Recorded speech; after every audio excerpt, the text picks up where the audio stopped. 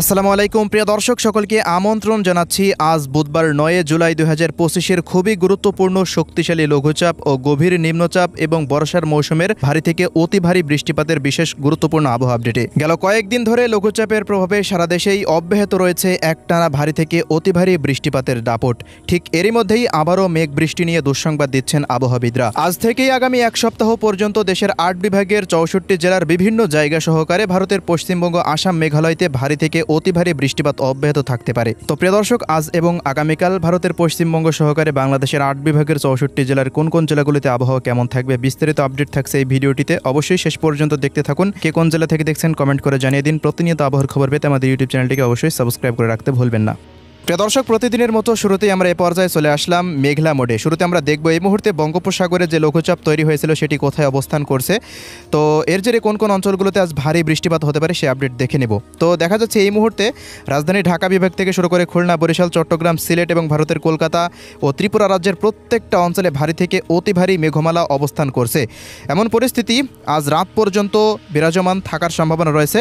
আজ রাত পর্যন্ত একধায়ে খুলনা, বরিশাল, ঢাকা, সিলেট বিভাগ এবং রাজ্য বিভাগের বিভিন্ন অঞ্চলে ভারী থেকে অতি ভারী মাত্রার বৃষ্টিপাত হতে পারে।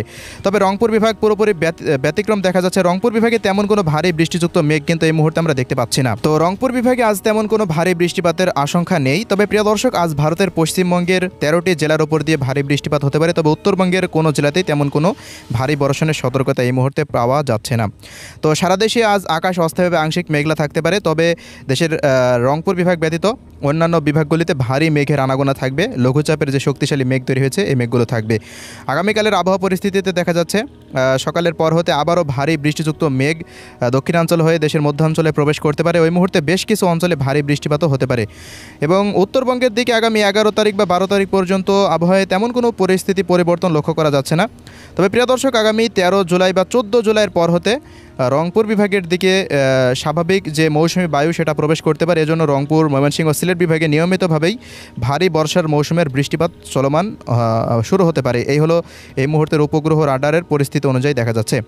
তো মেঘলা মোড থেকে আগামী 17 তারিখ বা 18 তারিখ পর্যন্ত সারা দেশের আকাশে অস্থায়ী আংশিক মেঘলা থাকতে পারে এমনই দেখা যাচ্ছে। এবং থেমে থেমে যে বৃষ্টিপাত সেটি আগামী 17 জুলাই পর্যন্ত অব্যাহত থাকতে পারে এমনটা জানাচ্ছেন আবহাওয়াবিদরা।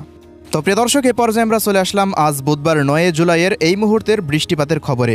তো এই মুহূর্তে দেখা যাচ্ছে আজ সারাদিনই দেশের বিভিন্ন অঞ্চলে ছড়িয়ে ছিটিয়ে বৃষ্টিপাত অব্যাহত থাকতে পারে। তবে সবচেয়ে ভারী বৃষ্টিপাতের সম্ভাবনা দেখা যাচ্ছে চট্টগ্রাম বিভাগ, খুলনা ও বরিশাল বিভাগে। চট্টগ্রাম বিভাগের ফেনী, নোয়াখালী, লক্ষ্মীপুর, চাঁদপুর অঞ্চলগুলোর আশেপাশ দিয়ে মাঝারি মানের বৃষ্টিপাত হতে পারে। কোথাও কোথাও ভারী বৃষ্টিপাতের সম্ভাবনা রয়েছে। এছাড়াও এই মুহূর্তে খুলনা বিভাগের কুষ্টিয়া, মেহেরপুর, চুয়াডাঙ্গা, ঝিনাইদহ, মাগুরা, যশোর, কোটচাঁদপুর, নড়াইল, অভয়নগর থেকে শুরু করে মোংলা, বাগেরহাট, শ্রীকান্তপুর এই অঞ্চলগুলোতে, শ্যামনগরের আশেপাশ দিয়ে এবং সুন্দরবন অঞ্চলগুলোর আশেপাশ দিয়ে ভারী থেকে অতি ভারী মাত্রার বৃষ্টিপাত হতে পারে। বরিশাল বিভাগেরও 6টি জেলার উপর দিয়েই ভারী বৃষ্টিপাতের সম্ভাবনা। বরিশাল, পিরোজপুর, ঝালকাঠি, বরগুনা, পটুয়াখালী, ভোলা জেলার উপর দিয়ে ভারী থেকে অতি ভারী বৃষ্টিপাত আজ রাত পর্যন্ত অব্যাহত থাকার সম্ভাবনা দেখা যাচ্ছে। এছাড়া প্রিয় দর্শক, এদিকে চট্টগ্রাম বিভাগের পাহাড়ি অঞ্চলগুলোতে আজ ভারী থেকে অতি ভারী মাত্রার বৃষ্টিপাত হওয়ার সম্ভাবনা দেখা যাচ্ছে। বিশেষ করে খাগড়াছড়ি, রাঙ্গামাটি, বিলাইছড়ি এবং এদিকে বান্দরবন, কক্সবাজার জেলার আশেপাশ দিয়ে অতি ভারী বৃষ্টিপাত হতে পারে বলে জানাচ্ছেন আবহাওয়াবিদরা। চট্টগ্রাম শহরেও ভারী বৃষ্টিপাত হতে পারে।